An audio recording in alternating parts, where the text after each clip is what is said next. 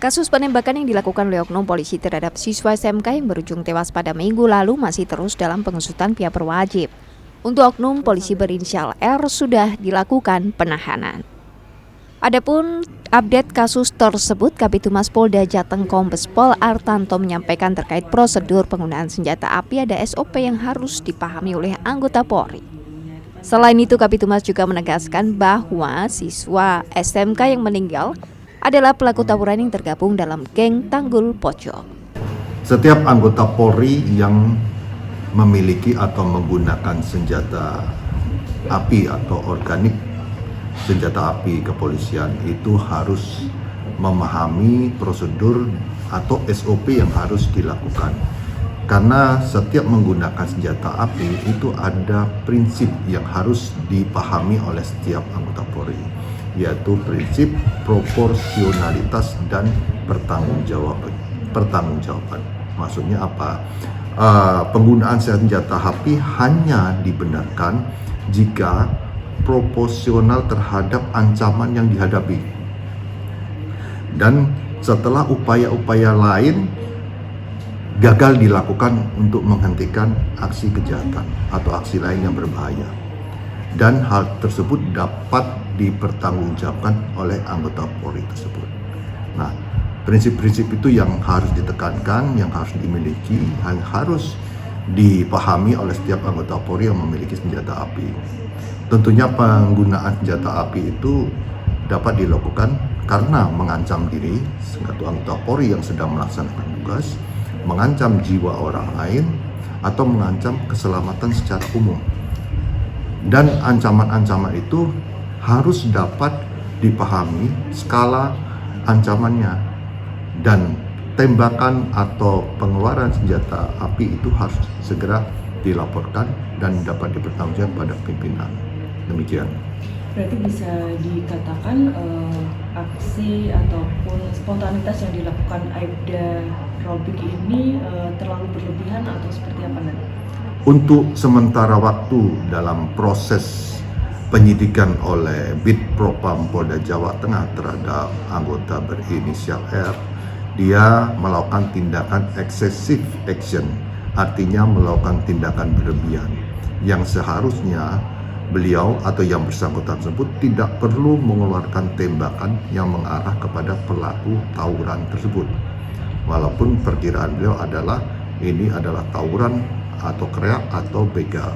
Nah, oleh karena itu si R atau anggota tersebut harus dapat mempertanggungjawabkan tindakannya dalam menembakkan atau mengeluarkan letusan senjata api itu kepada dinas. Berarti memang penembakannya langsung ditujukan kepada para kreat ini, tidak untuk hanya sebagai peringatan seperti itu? Untuk dugaan sementara hasil penyelidikan demikian. Jadi kita harus dapat membuktikan apa yang sudah dilakukan oleh anggota tersebut. Ada berapa tembakan yang dilakukan? Untuk saat ini masih dua tembakan. Yang satu mengenai almarhum Gama yang berakibat meninggal dunia. Kemudian yang kedua mengenai temannya A dan S yang salah satunya kena di lengan. Demikian. Kalau untuk dalam situasi ataupun kondisi seperti aksi tawuran, kemudian juga aksi massa yang seperti itu, sebenarnya kalau dari pihak kepolisian sendiri itu siapapun anggotanya di bidang apapun dia menjabat, itu sebenarnya seperti apa caranya untuk membubarkan?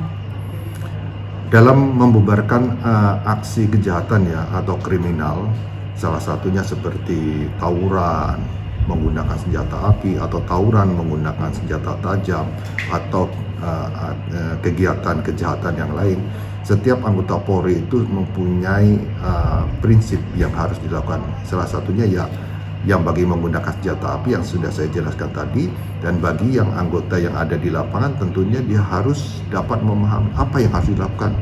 Misalnya dalam ada perkelahian orang menggunakan duel tangan kosong, dia harus bagaimana memisahkannya pun harus memahami apakah pada saat duel tangan kosong bisa dilakukan sendiri atau oleh orang lain untuk memisahkan.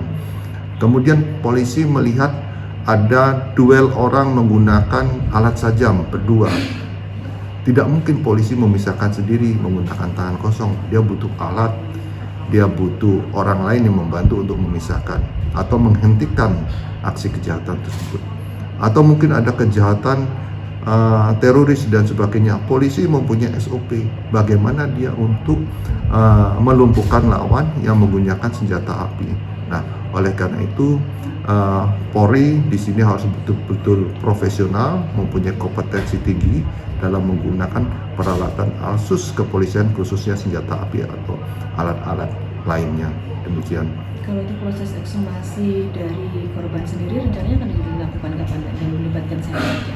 Untuk ekshumasi almarhum Gama di Sragen, rencana akan dilakukan hari ini, Jumat, sekitar jam 1, dilakukan oleh kedokteran forensik yang dilakukan oleh Bitdokes Polda Jawa Tengah dan akan dihadiri oleh penyidik dan pihak keluarga.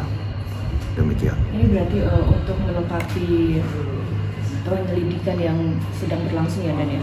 Betul.